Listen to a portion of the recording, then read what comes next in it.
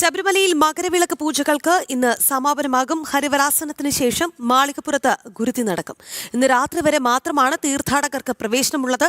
നാളെ പുലർച്ചെ രാജപ്രതിനിധി തൊഴുത് പടിയിറങ്ങുന്നതോടുകൂടി ക്ഷേത്രനട അടയ്ക്കും.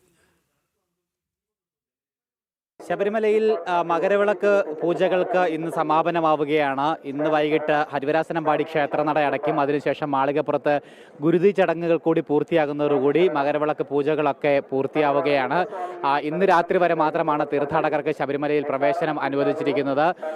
നാളെ രാവിലെ രാജപ്രതിനിധിയായിട്ടുള്ള പുണർതന്നാൾ നാരായണവർമ്മ തമ്പുരാന് മാത്രമാണ് ശബരീശനെ ദർശിക്കുവാനായിട്ട് അവസരമുള്ളത്.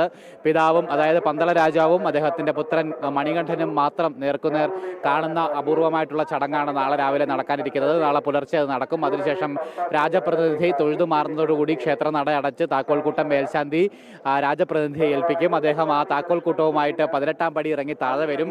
ശേഷം താക്കോൽക്കൂട്ടം തിരികെ മേൽശാന്തിയെ ഏൽപ്പിച്ച് തിരുവാഭരണങ്ങളുമായിട്ട് പന്തളം രാജാവ് പന്തളത്തേക്കുള്ള യാത്ര ആരംഭിക്കും. അതോടുകൂടി ഈ മണ്ഡല മകരവിളക്ക് കാലത്തിന് കൂടി സമാപ്തിയാവുകയാണ്. എന്തായാലും നെയ്യഭിഷേക ചടങ്ങുകളൊക്കെ ഇന്നലെ കൊണ്ട് പൂർത്തീകരിച്ചിട്ടുണ്ടായിരുന്നു. ഇന്നിപ്പോൾ ക്ഷേത്രം കേന്ദ്രീകരിച്ചുള്ള പ്രധാനപ്പെട്ട ചടങ്ങുകളായിട്ടുള്ള ഉഷപൂജ, ഉച്ചപൂജ, പടിപൂജ അടക്കമുള്ള ചടങ്ങുകൾ ഇന്ന് നടക്കുന്നുണ്ടാവും. ഒപ്പം ഇന്നത്തെ ഏറ്റവും പ്രധാനപ്പെട്ട ചടങ്ങ് മാളികപ്പുറത്തെ ഗുരുതി ചടങ്ങാണ്. ഹരിവരാസനത്തിന് ശേഷമായിരിക്കും മാളികപ്പുറത്ത് ഗുരുതി ചടങ്ങുകൾ, പരിഹാര ക്രിയകളുടെ ഭാഗമായിട്ടുള്ള ഗുരുതി ചടങ്ങുകൾ ആരംഭിക്കുന്നുണ്ടാവുക.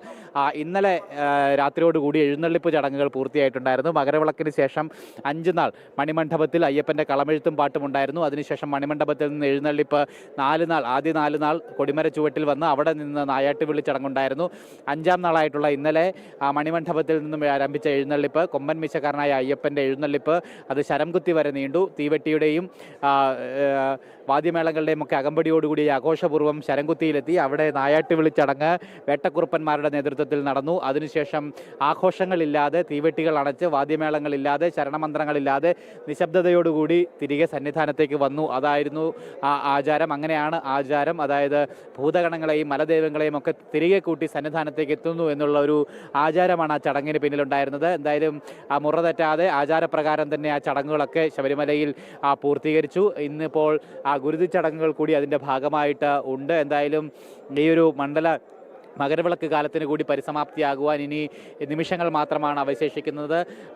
ഒപ്പം വലിയ ഭക്തജന തിരക്ക് ഈ ദിവസങ്ങളിൽ സന്നിധാനത്ത് അനുഭവപ്പെട്ടുകൊണ്ടേയിരിക്കുന്നു. ഇന്നിപ്പോൾ വൈകുന്നേരം തൊഴുതിറങ്ങാവുന്ന രീതിയിലുള്ള തീർത്ഥാടകരെ മാത്രമേ പമ്പയിൽ നിന്നും നിലയ്ക്കൽ നിന്നും സന്നിധാനത്തേക്ക് കടത്തിവിടുകയുള്ളൂ. എന്തായാലും രാവിലത്തെ ആദ്യ മണിക്കൂറുകളിൽ വലിയ ഭക്തജന തിരക്കുണ്ട്. കഴിഞ്ഞ ദിവസങ്ങളിലൊക്കെ നല്ല തിരക്ക് അനുഭവപ്പെട്ടിട്ടുണ്ടായിരുന്നു. 1 ലക്ഷത്തിന് മുകളിൽ തീർത്ഥാടകർ പോകുന്ന രീതിയിൽ തിരക്ക് കഴിഞ്ഞ ദിവസങ്ങളിലൊക്കെ അനുഭവപ്പെട്ടിട്ടുണ്ടായിരുന്നു. എന്തായാലും അവസാന ദിവസങ്ങളിൽ തിരക്കേറുകയാണ് എന്നുള്ളതാണ് നമുക്ക് ഇവിടെ നിന്ന് കാണുമ്പോൾ മനസ്സിലാക്കുവാനായിട്ട് സാധിക്കുന്നത്. എന്തായാലും ആചാരപ്രകാരമുള്ള ചടങ്ങുകളൊക്കെ പൂർവാധികം ഭംഗിയായി തന്നെ ശബരിമലയിൽ അതിൻ്റെ അവസാന ഘട്ടത്തിലേക്ക്, ശുഭപര്യവസാനത്തിലേക്ക് കടക്കുകയാണ്.